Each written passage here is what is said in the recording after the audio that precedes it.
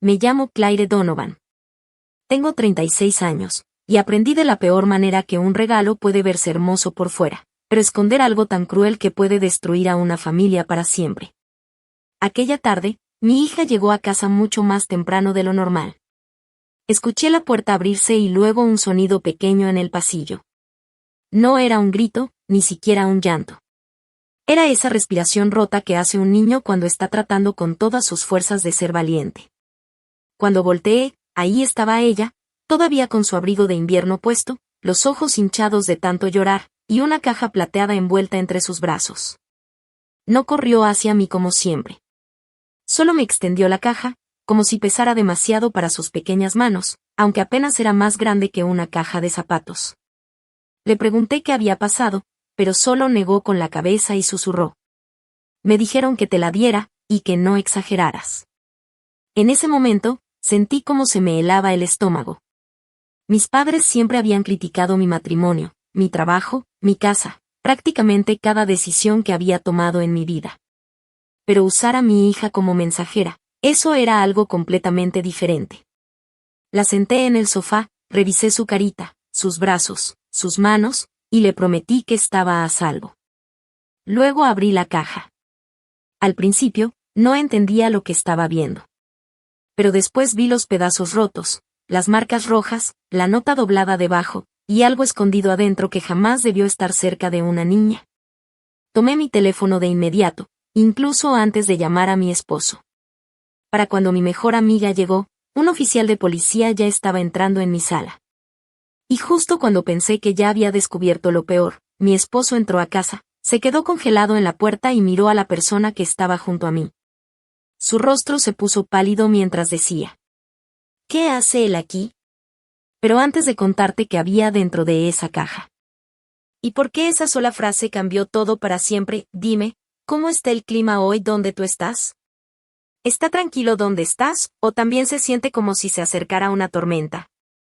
Quédate conmigo hasta el final, porque esta es la historia del día en que dejé de intentar mantener la paz con personas que estaban dispuestas a asustar a mi hija solo para poder controlarme. Para entender por qué no vi esa caja como un simple malentendido familiar, primero tienes que entender el tipo de hogar en el que crecí. Por fuera, mi infancia parecía completamente normal. Vivíamos en una casa limpia, en un vecindario tranquilo a las afueras de Madison, Wisconsin. Había fotos familiares en las paredes, ropa elegante para la iglesia cada domingo, y unos padres que sabían perfectamente cómo sonreír cuando había gente mirando. Mi padre, Victor Whitaker, fue sheriff adjunto durante más de 20 años. Y cada noche llevaba esa misma autoridad a casa. Él no hacía preguntas. Daba órdenes. Mi madre, Marlene Whitaker, trabajó como secretaria escolar antes de jubilarse, y tenía un talento especial para disfrazar la crueldad de preocupación. Si mi padre gritaba, ella decía que solo estaba preocupado. Si me insultaba, decía que yo era demasiado sensible. Y si lloraba, me recordaba que otras hijas vivían cosas peores. Crecí aprendiendo que, en nuestra casa, la paz significaba que yo debía quedarme callada. Cuando me convertí en adulta, pensé que la distancia arreglaría todo. Construí una vida que ellos no eligieron para mí, y solo eso ya lo consideraban una traición. Me convertí en terapeuta ocupacional pediátrica porque amaba ayudar a los niños a sentirse seguros otra vez dentro de sus propios cuerpos. Pero para mi padre, eso no era una carrera de verdad. Él quería que estudiara leyes, me casara con alguien importante, y viviera lo suficientemente cerca como para seguir controlando cada decisión de mi vida. Cuando me casé con Isen, actuó como si hubiera arruinado mi futuro. Isen no era rico, ni presumido, ni el tipo de hombre del que mis padres pudieran presumir frente a sus amigos. Pero era estable, amable y paciente, exactamente lo que yo había necesitado toda mi vida. Mis padres odiaban no poder intimidarlo fácilmente. Y cuando nació nuestra hija Harper, su necesidad de control dejó de enfocarse en mí. Y pasó directamente a ella. De pronto, cada visita venía acompañada de críticas. Que si la escuela de Harper era demasiado común. Que si su ropa era muy sencilla. Que si la hora de dormir era demasiado flexible. Que si sus clases de arte eran una pérdida de tiempo.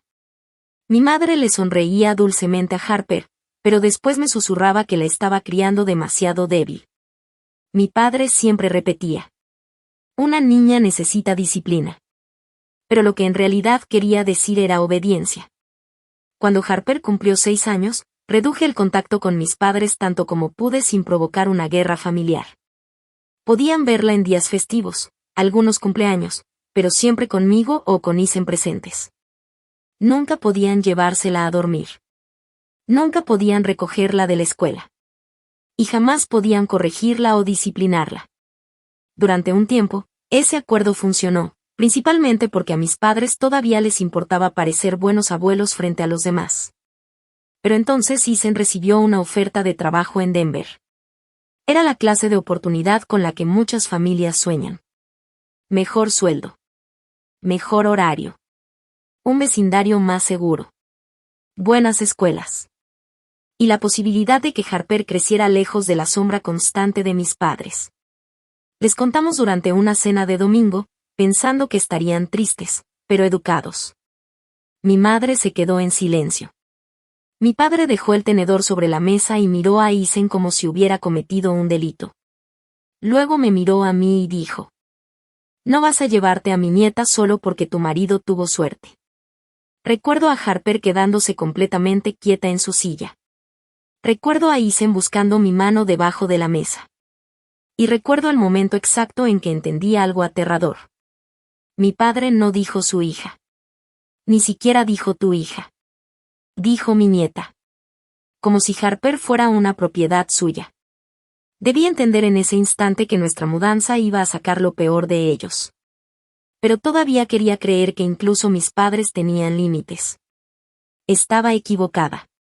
Una semana después de aquella cena, cambiaron tan rápido que parecía ensayado. Mi madre comenzó a enviarme mensajes cada mañana con corazones y frases sobre cuánto extrañaba a Harper. Mi padre, que jamás se disculpaba por nada, dejó un mensaje de voz diciendo que había hablado con demasiada dureza y que no quería que Harper lo recordara como un anciano enojado. Las palabras sonaban bien, pero algo me hizo sentir escalofríos. Mi padre no sonaba arrepentido. Sonaba como alguien probando una nueva estrategia. Aún así, Harper solo tenía 9 años, y le encantaba la idea de tener abuelos que parecían quererla tanto. Ella no conocía la historia como yo. No sabía cuántas veces lloré encerrada en mi habitación de adolescente mientras mi madre me decía, desde el otro lado de la puerta, que dejara de avergonzar a la familia. Harper solo veía que su abuela le había enviado un cuaderno nuevo para dibujar, y que su abuelo quería ver sus dibujos más recientes por videollamada. Durante 2 semanas, se portaron perfectamente. Hacían preguntas amables. Elogiaban el talento artístico de Harper. Le decían a Isen que Denver sonaba emocionante. Incluso mi madre llegó a decirme que estaba orgullosa de mí por haber construido una vida que le daría a Harper más oportunidades. Esa frase casi logró convencerme, porque era exactamente lo que había querido escuchar de mis padres toda mi vida. Le conté todo a mi mejor amiga, Rachel Moore, mientras tomábamos café en mi hora de comida. Rachel me conocía desde la universidad, desde aquellos tiempos en los que yo todavía creía que podía ganarme el amor y la aprobación de mis padres siendo perfecta. Ahora trabajaba como asistente legal en un despacho de derecho familiar, y tenía esa forma tranquila y cuidadosa de hablar que solo nace después de ver a demasiadas familias destruirse por culpa del control disfrazado de amor. Cuando le conté que mis padres querían organizar un brunch de despedida para Harper antes de nuestra mudanza, Rachel no me dijo qué hacer. Solo me hizo una pregunta. ¿Qué límites dejaste por escrito? Esa pregunta se me quedó grabada. Así que puse todo muy claro. Harper solo iría 2 horas, un domingo por la tarde. Mi madre la recogería y la llevaría de regreso. Harper tendría su teléfono guardado en el bolsillo del abrigo. Nada de parada sorpresa. Nada de adultos desconocidos. Nada de conversaciones sobre custodia, tribunales, o intentos de convencerla de que no se mudara. Mi madre aceptó cada condición por mensaje de texto. Mi padre solo respondió con un emoji de pulgar arriba, algo tan extraño en el que Isen lo leyó 2 veces antes de decir: no me gusta esto. Y sinceramente, a mí tampoco. Pero Harper estaba emocionada. La noche anterior se quedó dibujando nuestra futura casa en Denver. En el dibujo, Ethan sostenía una caja de herramientas. Yo tenía una taza de café en la mano. Y Harper estaba entre nosotros, sonriendo enormemente, con montañas moradas al fondo. Me dijo que quería enseñárselo a sus abuelos para que entendieran que mudarnos no significaba olvidarlos. Esa frase casi me rompió el corazón. Los niños pueden ser increíblemente generosos con personas que no siempre merecen esa bondad. El domingo, mi madre llegó exactamente a la hora acordada. Abrazó a Harper con demasiada fuerza, elogió su cabello y me dijo que no me preocupara, que solo querían pasar una tarde tranquila en familia. Mi padre se quedó en el auto. Observé desde el porche cómo Harper subía al asiento trasero con su carpeta de dibujos sobre las piernas. Antes de que el coche arrancara, volteó hacia mí y me saludó con la mano desde la ventana. Yo le devolví el saludo, intentando ignorar esa sensación pesada en el pecho. Ethan estaba en la oficina terminando trámites para el traslado a Denver, así que me quedé sola en casa. Mantuve mi teléfono junto a mí mientras doblaba ropa y respondía correos, esperando, sin saber por qué, que todo saliera bien. Al principio, mi madre me mandó una foto de Harper sentada en la mesa de su cocina, con un plato de hot cakes enfrente. Harper se veía un poco tensa, pero estaba sonriendo. Le respondí. Se ve lindo. Recuérdale que me escriba si quiere. Mi madre contestó. Está bien. 20 minutos después, le pregunté cómo iba todo. Su respuesta fue. Solo estamos hablando. En mi familia, esas palabras podían significar cualquier cosa. Fue en ese momento cuando me levanté de inmediato. Llamé a Harper, pero me mandó al buzón de voz. Ya estaba tomando mis llaves cuando sonó el timbre. Ni siquiera había pasado una hora desde que se había ido. Abrí la puerta, y ahí estaba Harper, sola, llorando, con una caja plateada entre las manos. Por un segundo, me quedé congelada. Mi mente notó cada detalle antes de entender el peligro. Su abrigo estaba mal cerrado. Una de sus botas estaba desamarrada. Su carpeta de dibujos había desaparecido. Tenía las mejillas mojadas por el llanto. Y sostenía esa caja con tanta fuerza que sus nudillos estaban completamente blancos. Detrás de ella, el auto de mi madre ya se alejaba por la calle.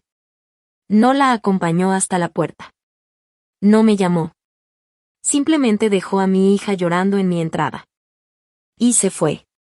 La metí de inmediato a la casa y cerré con llave. Harper se quedó parada en la entrada, como si tuviera miedo de avanzar más. Y eso me aterró más que sus lágrimas. Mi hija era sensible, sí, pero no exagerada. No lloraba para llamar la atención. Si estaba temblando así, era porque alguien la había hecho sentir insegura. Me arrodillé frente a ella y le hablé con suavidad. Le pregunté si alguien la había tocado. Si estaba herida. Si necesitaba un médico. Negó con la cabeza. Pero sus ojos seguían clavados en la caja. Finalmente, me la extendió y susurró. Dijeron que esto era para ti. No lo abras hasta que llegues a casa. Le pregunté. ¿Quién dijo eso? Tragó saliva con dificultad y respondió. El abuelo. Luego añadió. La abuela dijo que quizá te ibas a enojar, porque no te gusta escuchar la verdad. Sentí que todo dentro de mí se quedaba completamente frío. Tomé la caja y la puse sobre la mesa junto al sofá. Pero antes de abrirla, Harper agarró mi manga. Con la voz rota, me dijo. Mamá, estaban hablando de mí como si yo no estuviera ahí. Me senté junto a Harper, le puse una cobija sobre los hombros y le dije que podía contarme todo con calma. Me explicó que, al principio, el brunch parecía normal. Hot cakes. Jugo de naranja. Preguntas sobre Denver. Pero luego mi padre le preguntó si de verdad quería mudarse, o si Ethan y yo la habíamos obligado a decir eso. Harper le respondió que quería estar donde estuvieran sus padres. Mi padre no gritó. Y de alguna manera, eso fue aún peor. Se inclinó hacia ella y le dijo que, a veces, los niños no entienden cuando sus padres toman decisiones egoístas. Mi madre agregó que quedarse cerca de la familia era más importante que seguir un trabajo. Harper me contó que intentó cambiar el tema enseñándoles el dibujo que había hecho de nuestra nueva casa. Fue entonces cuando mi padre dejó de sonreír. Le preguntó por qué había dibujado montañas, en lugar de a sus abuelos. Harper respondió, confundida, que el dibujo era sobre Denver. Entonces mi madre le quitó la carpeta de las manos y le dijo que era demasiado pequeña para entender cuánto daño estaba causando. Después, mi padre salió de la habitación con la carpeta. Harper escuchó cómo rompía el papel en el pasillo. Cuando regresó, traía en las manos la caja plateada. Mi madre ya le había puesto el abrigo. Mi padre colocó la caja entre sus brazos y le dijo: «Dáselo a tu madre. Y dile que no exagere. Dile que esto pasa cuando la gente olvida cuál es su lugar». Harper empezó a llorar en el auto, pero mi madre no la consoló. Solo dijo: «Tu madre necesita despertar». Y luego la dejó en la banqueta, y se fue. Yo quería gritar. Quería llamar a mi madre de inmediato y exigir respuestas. Pero Harper me estaba mirando como si mi reacción fuera a decidir si realmente estaba a salvo. Así que hice lo más difícil que puede hacer una madre cuando lastiman a su hija. Me mantuve tranquila. Le dije que no había hecho nada malo. Le dije que ningún adulto debería usar a un niño para entregar mensajes aterradores. Le dije que la caja podía esperar hasta que ella se sintiera preparada. Harper asintió, pero no dejaba de mirarla. Entonces susurró: «Creo que hay algo malo adentro». Con una mano, le envié un mensaje a Rachel. «Ven ahora mismo. Algo pasó con mis padres». Luego alejé la caja hacia la barra de la cocina, lejos de Harper. Y respiré profundamente antes de abrirla. El envoltorio era perfecto, casi elegante. Papel plateado. Un moño blanco. Y eso lo hacía aún más perturbador. La crueldad no debería venir disfrazada de regalo. Primero desaté el listón. Harper escondió su rostro en la cobija. Quité con cuidado el papel. Dentro había una caja blanca de cartón. Encima estaba una nota doblada, con mi nombre escrito con la letra dura y cuadrada de mi padre. Debajo de la nota vi pedazos de papel roto, marcas rojas de plumón, y una esquina del dibujo de Harper. Entonces escuché un pequeño sonido. Un beat, suave, constante, y completamente fuera de lugar. Le dije a Harper que se quedara en el sofá y que no tocara nada. Mi voz sonaba tranquila, pero mis manos temblaban tanto que tuve que dejar la caja sobre la mesa. Antes de mover cualquier cosa, tomé fotos. Porque en el fondo, una parte de mí ya entendía que esto era evidencia. Lo primero que saqué fue el dibujo de Harper, o lo que quedaba de él. Mi padre lo había rasgado en tiras, y luego había acomodado los pedazos dentro de la caja como si quisiera obligarme a sufrir armándolo. La parte donde estaba Isen había sido arrancada. La parte donde aparecía yo tenía líneas rojas sobre la boca.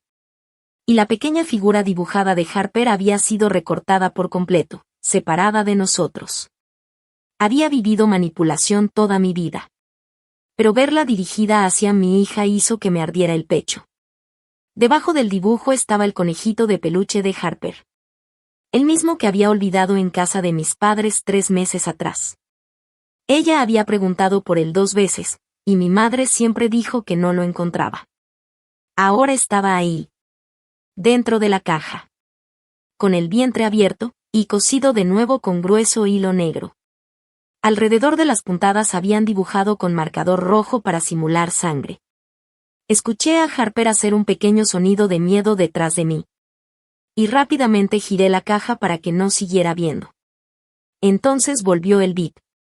Tomé el conejo con cuidado, presioné cerca de la costura, y sentí algo duro dentro. Rachel llegó justo cuando usaba tijeras de cocina para abrir aquellas horribles puntadas. Con solo ver mi rostro, cerró la puerta detrás de ella sin hacer preguntas. Saqué un pequeño dispositivo negro, no más grande que una llave de auto. Rachel lo miró fijamente y dijo: «Claire, eso parece un rastreador». Por un instante, sentí que el mundo se inclinaba bajo mis pies. Un dibujo destruido era cruel. Una nota amenazante era cruel. Pero esconder un rastreador dentro del juguete de mi hija. Eso era otra cosa. Eso significaba planificación. Eso significaba que querían acceso a su ubicación. No solo estaban molestos por la mudanza. Estaban preparándose para intervenir. Rachel me dijo que lo dejara exactamente donde estaba y que fotografiáramos todo. Entonces encontramos lo peor. En el fondo de la caja había 3 fotografías impresas. Harper entrando a la escuela. Harper afuera de su clase de arte del sábado. Harper junto a la camioneta de Isen en el estacionamiento del supermercado. Ninguna de esas fotos había sido publicada en Internet. Ninguna había sido tomada por nosotros. Alguien había estado siguiendo a mi hija. Solo pensar eso hizo que me zumbaran los oídos. Sentí que el aire desaparecía de la habitación, pero aún así me obligué a mantenerme firme. Con las manos temblando, tomé la nota doblada y la abrí lentamente. Decía: no exageres. Harper pertenece cerca de su familia. Si sigues adelante con esta mudanza, la gente sabrá qué clase de madre aleja a su hija de quienes la aman. Tenemos suficiente para demostrar que eres inestable. Piensa bien lo que haces. La leí una vez. Luego otra vez. Porque mi mente simplemente no podía aceptar que mis propios padres hubieran escrito algo así. Lo hubieran puesto en una caja. Y hubieran obligado a mi hija a llevarlo hasta mi casa. Sentí náuseas. No era solo manipulación. No era solo crueldad emocional. Era una amenaza. Rachel, entendiendo de inmediato la gravedad de todo, llevó suavemente a Harper a la habitación de al lado. Le puso sus audífonos, le encendió caricaturas con volumen bajo y se aseguró de que estuviera lejos de aquella pesadilla. Luego volvió conmigo, me miró directamente a los ojos y dijo con firmeza: llama a la policía. No dijo que llamara a mi madre. No dijo que hablara primero con Isen. Dijo policía. Y en ese momento comprendí que esto ya había cruzado todos los límites posibles. Marqué la línea de no emergencia porque, técnicamente, nadie estaba entrando por la fuerza a mi casa en ese instante. Pero cuando expliqué que había una amenaza contra una menor, posible acoso, vigilancia, y un rastreador escondido en un juguete infantil. Decirlo en voz alta hizo que todo sonara aún más aterrador. Como si estuviera describiendo la vida de otra persona. No la mía. La operadora me aseguró que enviarían a un oficial de inmediato. Mientras esperábamos, Rachel me ayudó a organizar cada objeto cuidadosamente. La nota. Las fotografías. El rastreador. El conejo de peluche. Los restos del dibujo destruido. Todo fue colocado sobre bolsas de papel limpias en lugar de plástico, porque según ella era mejor para preservar evidencia. En ese momento, Rachel no estaba actuando solo como mi mejor amiga. Estaba siendo la única persona en la casa capaz de pensar con claridad mientras mi mundo entero se desmoronaba. Desde la otra habitación, Harper preguntó con voz pequeña: ¿estoy en problemas? Mi corazón se rompió. Corrí hacia ella de inmediato, me arrodillé frente a mi niña y le sostuve las manos. Le dije con toda la firmeza que una madre puede reunir. No, mi amor. Tú no hiciste nada malo. Los adultos que te hicieron sentir miedo son los que hicieron algo mal. Harper tragó saliva y luego susurró algo que me destruyó por dentro. El abuelo dijo que tú te enojarías conmigo si lloraba. Ese comentario me dolió incluso más que la nota. Porque no solo estaban intentando controlarme a mí. Estaban tratando de enseñarle a mi hija a temerme. A desconfiar de mí. A guardar silencio. Exactamente como hicieron conmigo. Tomé su carita entre mis manos y le dije: llorar no está mal. Llorar significa que tu cuerpo está diciendo la verdad cuando algo te lastima. Por primera vez desde que llegó, vi un pequeño alivio en sus ojos. Poco después llegó el oficial Daniel Price. Yo estaba preparada para que minimizara la situación. Para que lo llamara drama familiar. Para que dijera que solo eran abuelos molestos. Pero no fue así. Observó cada detalle cuidadosamente. La caja. La nota. Las fotos. El rastreador. Su expresión cambió por completo cuando vio las imágenes de Harper tomadas en su escuela y en otros lugares privados. Eso ya no parecía un conflicto doméstico. Parecía vigilancia real. Parecía planificación. Parecía peligro. Le hizo algunas preguntas suaves a Harper, siempre conmigo a su lado. Ella contó lo del brunch. Lo del dibujo roto. Y repitió las palabras de mi padre. Tu mamá solo escucha cuando tiene miedo. El oficial escribió esa frase lentamente. Y su rostro se endureció. Entonces ocurrió. 3 golpes secos resonaron en la puerta principal. No fueron golpes educados. No fueron tímidos. Fueron fuertes. Exigentes. Como si quien estuviera afuera creyera que todavía tenía autoridad sobre esa casa. Sentí como todo mi cuerpo se tensaba. Miré por la mirilla. Y ahí estaba mi padre. Víctor Whitaker. De pie en mi porche. Con la mandíbula apretada. Los ojos fríos. La misma expresión autoritaria que había usado durante toda mi infancia para imponer miedo. Antes de que pudiera reaccionar, su voz atravesó la puerta. Claire. Abre ahora mismo. Claire, sé que llamaste a la policía. Abre la puerta antes de que avergüences más a esta familia de lo que ya lo has hecho. Escuchar la voz de mi padre diciendo esas palabras. Fue como regresar de golpe a mi infancia. Ese mismo tono autoritario. Esa misma necesidad enfermiza de control. Ese mismo intento de hacerme sentir culpable por defenderme. Pero esta vez yo ya no era una niña atrapada en su casa. Era una madre. Y mi hija estaba dentro. El oficial Price se colocó a mi lado y me dijo con calma que solo abriera si realmente me sentía segura. Rachel, entendiendo de inmediato, llevó a Harper más lejos por el pasillo, protegiéndola de cualquier posibilidad de escuchar o ver más de lo necesario. Respiré hondo. Abrí la puerta, pero dejé puesta la cadena de seguridad.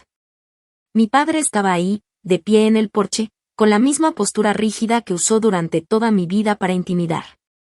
Su mirada pasó por encima de mí. Y cuando vio al oficial dentro de la casa, sonrió. No era una sonrisa amable. Era esa sonrisa fría, arrogante, de alguien que cree que está por encima de las consecuencias.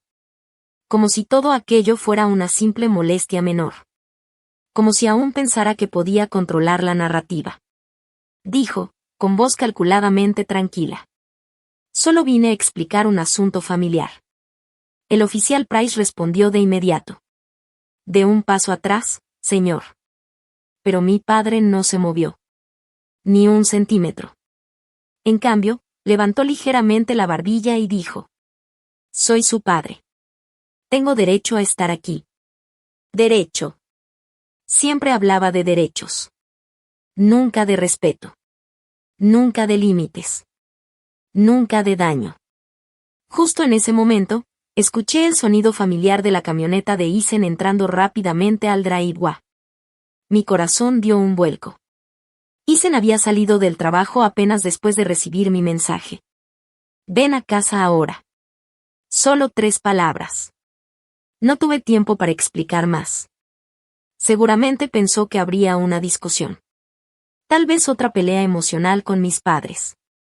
Pero jamás imaginó lo que estaba a punto de encontrar. La puerta principal se abrió con fuerza. Isen entró todavía con su chaqueta de trabajo puesta, las llaves en una mano y el teléfono en la otra. Su respiración era agitada, como si hubiera conducido demasiado rápido. Primero me vio a mí. Después vio al oficial en nuestra sala. Luego a Rachel, firme cerca del pasillo, como una barrera humana entre Harper y el caos. Y finalmente, vio a mi padre. Dentro de nuestra casa. Con esa expresión autosuficiente que siempre llevaba cuando creía haber ganado incluso antes de empezar. Isen se detuvo tan bruscamente que la puerta casi golpeó su hombro. Su rostro perdió el color de inmediato. No fue enojo al principio. Fue algo peor. Reconocimiento. Miedo. Una comprensión instantánea de que algo mucho más oscuro estaba ocurriendo. Sus ojos recorrieron rápidamente la habitación. La caja. La evidencia. Mi expresión. Y luego volvió a mirar a mi padre. Su voz salió baja, tensa, casi incrédula. ¿Qué está haciendo él aquí? La forma en que lo dijo hizo que se me erizara toda la piel. Porque Isen no sonaba como un esposo molesto por una visita no deseada. Sonaba como alguien que acababa de ver aparecer una amenaza real. Como alguien que sabía algo. Algo que yo aún no entendía por completo. Y en ese instante, lo comprendí. La verdadera pesadilla ni siquiera había terminado de revelarse. Lo miré, completamente confundida, y le pregunté a Isen qué quería decir con eso. Por un instante, apenas medio segundo, vi cómo la expresión de mi padre cambiaba. Fue algo pequeño. Casi imperceptible. Pero suficiente para que lo entendiera de inmediato. Había algo que yo no sabía. Algo importante. Algo que todos en esa habitación, excepto yo, estaban comenzando a conectar. Isen respiró hondo. Miró primero a mi padre. Luego al oficial Price. Y finalmente me miró a mí. Su voz sonó tensa cuando dijo: Claire, él fue a buscarme esta mañana. Sentí que el piso desaparecía bajo mis pies. La sala quedó en completo silencio. Incluso mi padre dejó de fingir esa sonrisa arrogante que había mantenido hasta ese momento. Rachel, desde el pasillo, se quedó inmóvil. Yo apenas podía procesarlo. ¿Qué? Pregunté, casi sin aire. Isen tragó saliva. Entonces comenzó a explicar. Mi padre había estado esperándolo en el estacionamiento de su oficina esa misma mañana. No gritó. No hizo una escena. No lanzó amenazas directas que pudieran parecer peligrosas frente a otros. Porque así no operaba Víctor Whitaker. Mi padre era demasiado calculador para eso. Siempre sabía exactamente cómo intimidar sin dejar pruebas obvias. Isen explicó que mi padre simplemente se acercó con calma, como si fuera una conversación casual entre hombres adultos. Y entonces empezó. Le dijo que mudarse a Denver con Harper sería un error. Que los tribunales valoraban la estabilidad familiar. Que un hombre con el pasado de Isen debería pensarlo 2 veces antes de mover a una niña a otro estado. Mi sangre se congeló. Sabía exactamente a qué se refería. Años atrás, después de un accidente laboral en construcción, Isen había atravesado un periodo difícil de ansiedad. Había buscado ayuda. Había ido a terapia. Había sanado. Había reconstruido su vida con valentía y esfuerzo. Era parte de su historia, pero no una vergüenza. Sin embargo, mi padre estaba usando ese momento vulnerable como un arma. Como munición. Como una forma de destruirnos. Isen me explicó que mi padre le dijo, palabra por palabra. Sé más de lo que crees. Sé el horario escolar de Harper. Sé que Claire sale temprano los jueves. Sé que no puedes vigilarlas cada segundo. Si insistes en esta mudanza, me aseguraré de que las personas correctas hagan las preguntas correctas. Cada palabra me hizo sentir más enferma. No era preocupación. No era amor. Era vigilancia. Era manipulación. Era una amenaza cuidadosamente diseñada. Miré a mi padre, esperando alguna señal de humanidad. Pero no vi arrepentimiento. Solo cálculo. Isen confesó que no me había contado antes porque pensó que mi padre simplemente estaba tratando de asustarlo. Planeaba decírmelo esa noche, cuando Harper estuviera dormida. Pero ahora todo había cambiado. Porque la amenaza ya no estaba escondida detrás de insinuaciones. Ahora estaba sobre nuestra mesa. Dentro de una caja. Con evidencia física. Con fotos. Con un rastreador. Con terror real. El oficial Price le pidió a Isen que repitiera todo lentamente para registrarlo. Mi padre intentó interrumpir. Dijo que aquello era absurdo. Que Isen estaba exagerando. Que todos estaban convirtiendo el amor familiar en un crimen. Amor. Usó esa palabra como si no acabara de aterrorizar a una niña de 9 años. Entonces el oficial sostuvo el dispositivo rastreador. Y preguntó directamente sobre él. Mi padre ni siquiera pareció avergonzado. Respondió con total frialdad. Era por seguridad. Dijo que el mundo era peligroso. Que Harper era pequeña. Y que si sus padres insistían en tomar decisiones irresponsables, alguien responsable debía pensar con anticipación. Responsable.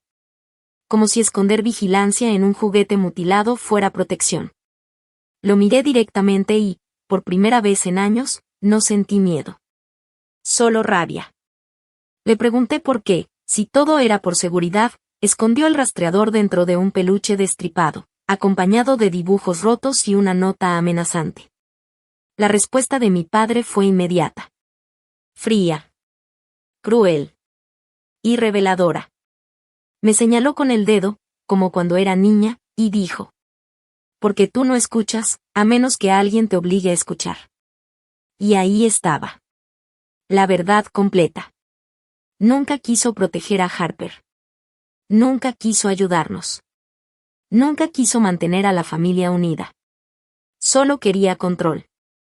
Y estaba dispuesto a traumatizar a mi hija para recuperarlo. Mi madre llegó unos 10 minutos después. Venía agitada, casi corriendo, llorando incluso antes de llegar a la puerta. Su respiración era rápida. Su maquillaje estaba corrido. Y por un solo segundo, parecía realmente asustada. Pero no estaba asustada por Harper. No estaba aterrada por el daño emocional que habían causado. No estaba destrozada por haber traumatizado a su propia nieta. No. Mi madre estaba asustada por una sola cosa. Las consecuencias. Sus ojos recorrieron rápidamente la escena. Primero vio al oficial Price. Luego la caja abierta sobre la mesa. Después las fotos. El rastreador. La nota. Y finalmente me miró a mí. Por primera vez en mucho tiempo, parecía comprender que esta vez no podía manipular la situación con una sonrisa falsa o lágrimas estratégicas. Comenzó a hablar casi de inmediato, atropellando sus propias palabras. Dijo que jamás quisieron lastimar a nadie. Que las fotografías solo eran para demostrar cuánto se involucraban en la vida de Harper. Que la nota sonaba peor de lo que realmente pretendían. Que todo había sido malinterpretado. Las excusas salían una tras otra, desesperadas, desordenadas, vacías. Pero entonces cometió el error que cambió todo. El error que ni siquiera Rachel podía creer. Con lágrimas corriendo por su rostro, mi madre dijo. Solo queríamos asustarte lo suficiente para que pensaras con claridad. La habitación entera quedó inmóvil. Rachel cerró los ojos por un instante, como si físicamente no pudiera creer que mi madre acabara de admitirlo en voz alta. El oficial Price escribió cada palabra. Lentamente. Con precisión. Sin emoción. Como evidencia. Yo me quedé mirándola, sintiendo una mezcla de horror y devastación. Y entonces pregunté, con una calma que incluso a mí me sorprendió. ¿Querías asustarme, asustando a mi hija? Mi madre comenzó a llorar aún más fuerte. Pero no respondió. No negó nada. Porque no podía. La verdad ya estaba dicha.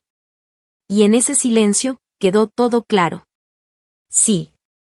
Habían usado el miedo de una niña para intentar controlar a su madre. Mi padre, furioso al darse cuenta de que mi madre estaba destruyendo cualquier posibilidad de defensa, se volvió hacia ella y le ordenó secamente. Deja de hablar. Y allí estaba. El viejo patrón. El mismo de siempre. Él daba órdenes. Ella obedecía. Toda mi vida había visto esa dinámica. Toda mi vida había vivido dentro de ella. Durante años, yo también había sido parte de ese sistema. Silencio. Sumisión. Miedo. Pero ya no. No esta vez. No cuando se trataba de Harper. El oficial Price dio un paso al frente y les informó con absoluta claridad que debían abandonar la propiedad inmediatamente. También dejó claro que cualquier intento adicional de contacto podría empeorar seriamente su situación legal. Mi padre, por supuesto, intentó discutir. Dijo que conocía la ley. que esto era exagerado, que estaban criminalizando asuntos familiares privados. Pero el oficial respondió con una calma firme que nunca olvidaré. Entonces debería entender perfectamente por qué esto es serio. Por primera vez en mi vida, vi a mi padre quedarse sin palabras. No porque entendiera el daño que había causado, sino porque finalmente alguien con autoridad real estaba poniendo límites. Cuando se fueron, sentí como si una tormenta hubiese cruzado mi casa dejando destrucción, pero también claridad. No perdí tiempo. Llamé de inmediato a la escuela de Harper. Eliminé a mis padres de absolutamente todas las listas de emergencia, autorizaciones y permisos. Ningún acceso. Ninguna excepción. Eason, aunque sabía que no tenían llaves, cambió todas las cerraduras esa misma noche. No porque fuera necesario físicamente, sino porque necesitábamos recuperar la sensación de seguridad. Rachel me ayudó a organizarlo todo. Capturas de pantalla. Correos electrónicos. Mensajes de voz. Fotografías. Cada amenaza. Cada manipulación. Cada prueba. Todo quedó guardado cuidadosamente en una sola carpeta. Porque esta vez no permitiríamos que distorsionaran la verdad. Y justo a la mañana siguiente, mi padre hizo exactamente lo que esperábamos. Envió un largo correo electrónico a varios familiares. En él afirmaba que yo estaba emocionalmente inestable. Que Eason era controlador. Que Harper estaba siendo aislada injustamente de sus amorosos abuelos. Intentó pintar la misma narrativa de siempre. Ellos como víctimas. Nosotros como agresores. Pero cometió un error crucial. No sabía que nuestra cámara de seguridad había grabado perfectamente su visita al porche. Incluyendo el momento en que golpeó nuestra puerta y exigió: abre antes de que avergüences más a esta familia. Por primera vez. No solo tenía recuerdos de su abuso. Tenía pruebas. Mi padre no sabía muchas cosas. No sabía que el oficial Price lo había escuchado llamar todo aquello un asunto familiar, mientras estaba parado frente a una caja llena de pruebas. No sabía que ya no podía esconder amenazas detrás de palabras elegantes. No sabía que esta vez había ido demasiado lejos. Y, sobre todo, no sabía lo que Harper le había confesado a Rachel más tarde esa noche, cuando pensábamos que ya estaba dormida. Con su vocecita cansada, medio dormida y todavía asustada, Harper susurró algo que terminó de destruir cualquier duda que pudiera quedarme. El abuelo dijo que si me quedaba callada, podía ayudarme a quedarme en Madison. Cuando Rachel me repitió esas palabras, sentí que algo dentro de mí se rompía para siempre. Porque eso ya no era solo manipulación emocional.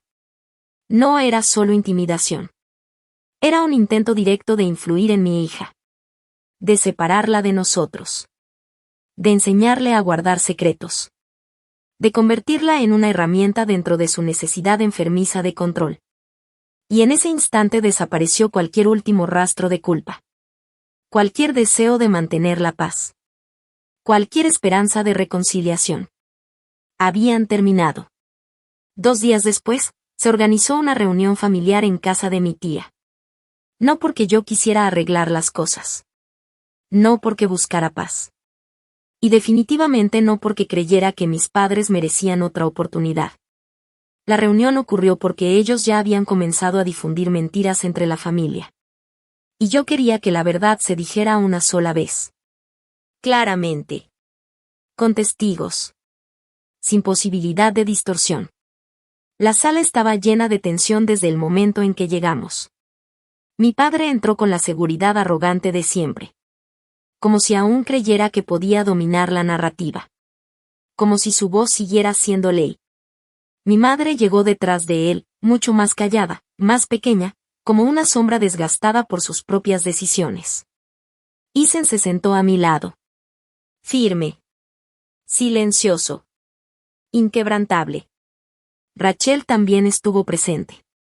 No como abogada. No como asesora legal. Sino como testigo.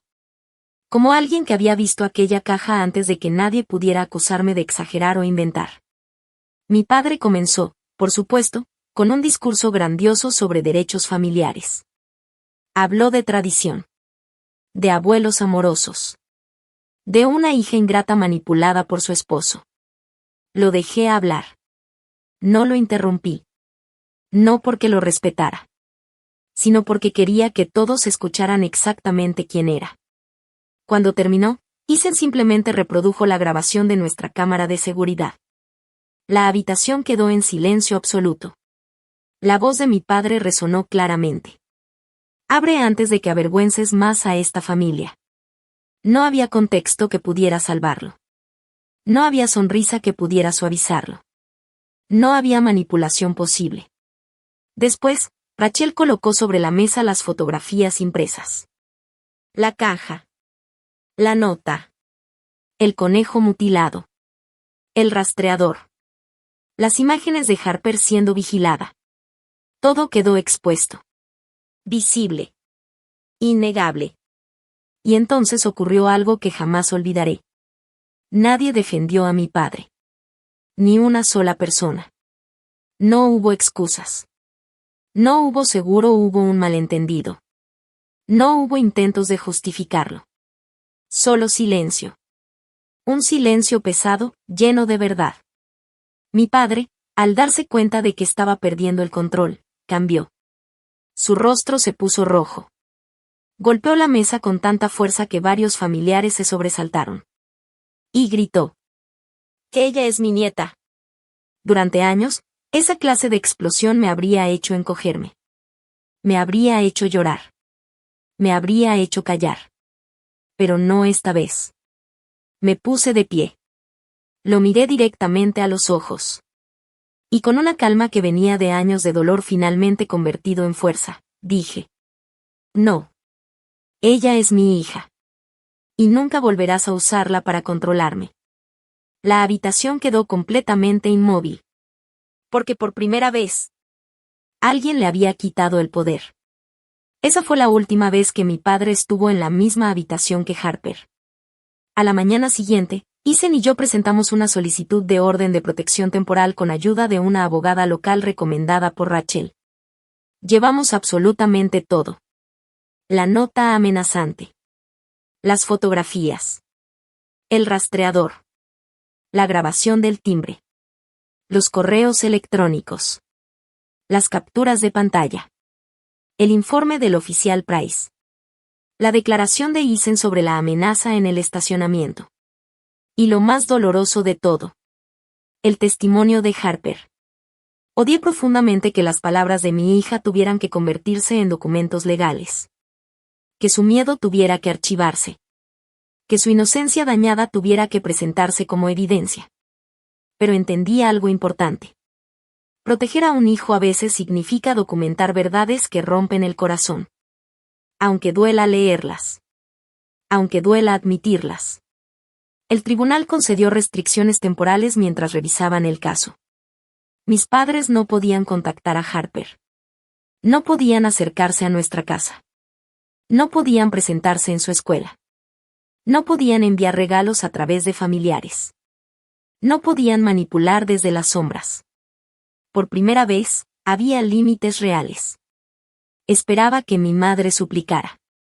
Esperaba lágrimas. Mensajes interminables. Culpa emocional. Y esperaba que mi padre explotara de furia. Amenazas. Orgullo herido. Rabia. Pero lo que ocurrió después fue algo completamente diferente. Lo que nunca imaginé fue la rapidez con la que la imagen perfecta de mis padres comenzó a derrumbarse. Un espacio solo suyo. Seguro. Lleno de luz. Yo le compré un cuaderno nuevo para dibujar. Hermoso. Limpio. Lleno de páginas en blanco. Pero nunca le pedí que volviera a dibujar a nuestra familia. Eso tenía que ser decisión suya. Porque recuperar el control también significaba devolverle la libertad de elegir. Una tarde, aproximadamente 2 meses después de mudarnos, pasé frente a su habitación y la encontré sentada en su escritorio, rodeada de lápices de colores. Estaba completamente concentrada. No me vio al principio. Me quedé observando en silencio. Cuando finalmente terminó, dejó el dibujo sobre la mesa. Y sentí que el corazón se me hacía pedazos, pero esta vez de una forma distinta. Había dibujado una casa. Nuestra nueva casa. Con montañas detrás. Más grandes. Más brillantes. Más hermosas que en su primer dibujo. Ethan estaba en el jardín, sosteniendo un martillo. Yo estaba en el porche con una taza de café. Y Harper aparecía justo en medio, de pie frente a la puerta principal. Pero esta vez había algo nuevo. Sobre la entrada escribió cuidadosamente. Aquí solo pueden entrar personas seguras. No pude contener las lágrimas. Lloré en silencio desde el pasillo. No porque el dibujo fuera triste, sino porque era profundamente honesto. Porque significaba que mi hija estaba aprendiendo algo que a mí me tomó décadas entender. La seguridad importa más que las apariencias. Ese fue el gran error de mis padres. Nunca entendieron que la familia no es un título que se usa como arma. El amor verdadero no amenaza. No rastrea. No manipula. No usa el miedo para controlar. El amor real hace que los niños se sientan suficientemente seguros como para decir la verdad. Y ser un verdadero padre significa elegir la paz de tu hijo, incluso cuando eso implique enfrentar conflictos dolorosos. Lo que vivimos me enseñó algo invaluable.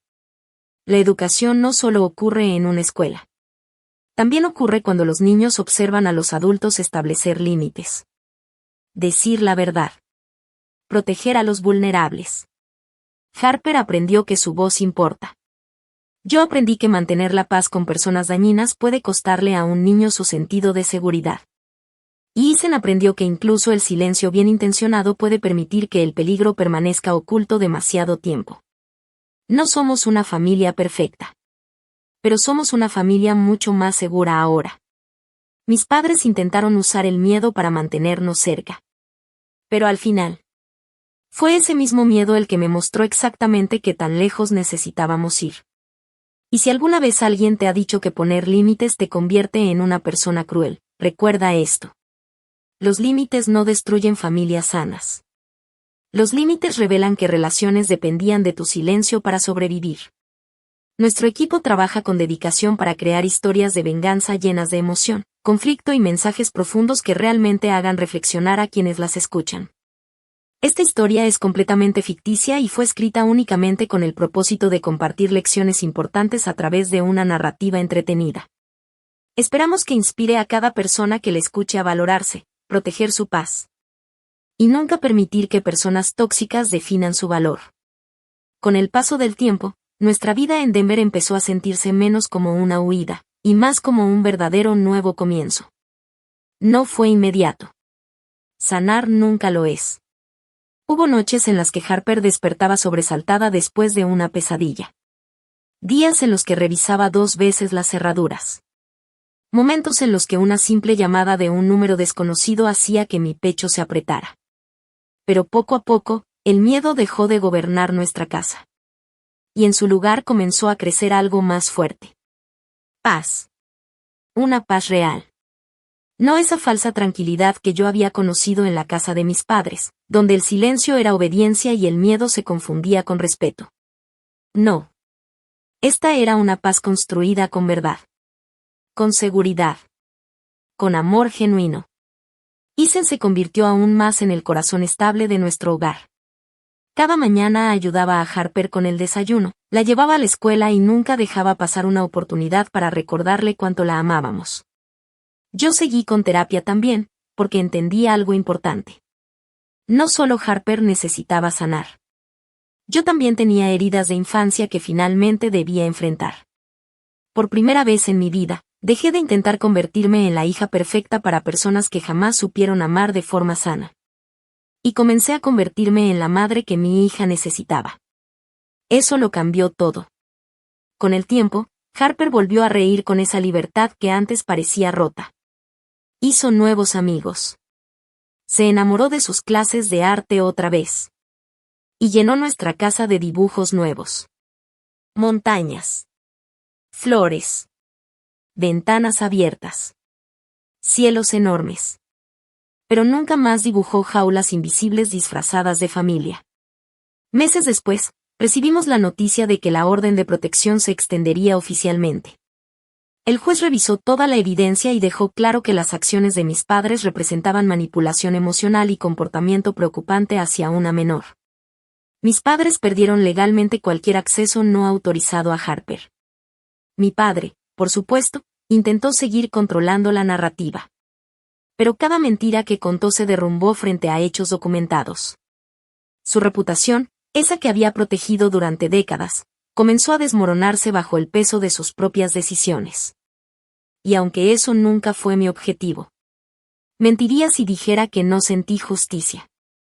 Mi madre envió cartas durante meses. Algunas pedían perdón. Otras culpaban a mi padre. Algunas incluso intentaban culparme a mí. Pero por primera vez, entendí que no tenía obligación de abrir cada puerta solo porque alguien decía ser familia. Algunas puertas necesitan permanecer cerradas para proteger la paz que tanto costó construir. Así que las guardé sin responder. No por odio, sino por sanación. Un año después de nuestra mudanza, Harper participó en una exposición escolar de arte. Isen y yo caminamos tomados de la mano por el gimnasio decorado, observando cada proyecto con orgullo. Y entonces vimos el suyo. Era una pintura grande, llena de color. Mostraba una casa rodeada de montañas, árboles fuertes y un cielo dorado. Frente a la puerta había 3 figuras. Harper, Isen y yo. Sonriendo. Tomados de la mano. Sobre nosotros, escrito cuidadosamente en letras grandes, decía: la familia debe sentirse como un lugar seguro. No pude contener las lágrimas. Ni Isen tampoco. Porque en ese momento entendimos algo poderoso. No solo habíamos escapado del control. Habíamos roto el ciclo. Habíamos cambiado el legado. Harper no crecería aprendiendo que el amor duele. No crecería creyendo que debe callar para mantener la paz. No crecería confundiendo manipulación con cuidado. Crecería sabiendo que su voz importa.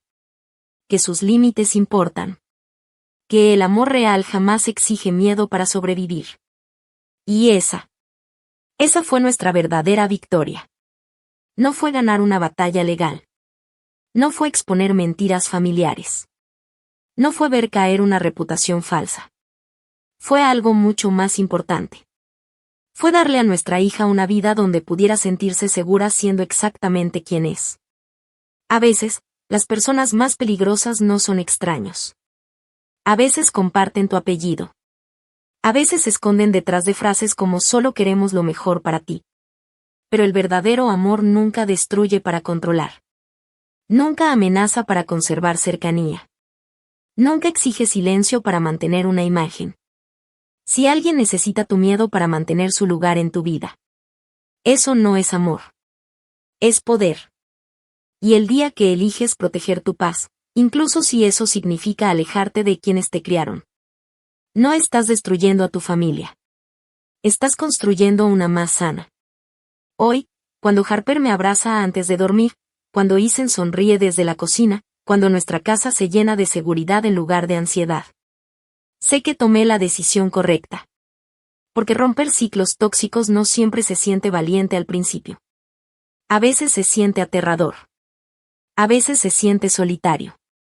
Pero al final, puede convertirse en el acto de amor más poderoso que un padre o una madre puede ofrecer. Y si esta historia deja una sola lección, que sea esta. Protege tu paz. Cree a tus hijos. Pon límites sin culpa. Y nunca permitas que nadie, ni siquiera familia, use el miedo para robarte la vida que mereces. Porque algunas de las mejores herencias no son dinero, propiedades o apellidos. A veces, la herencia más poderosa que puedes darle a tu hijo es la libertad de crecer lejos del daño.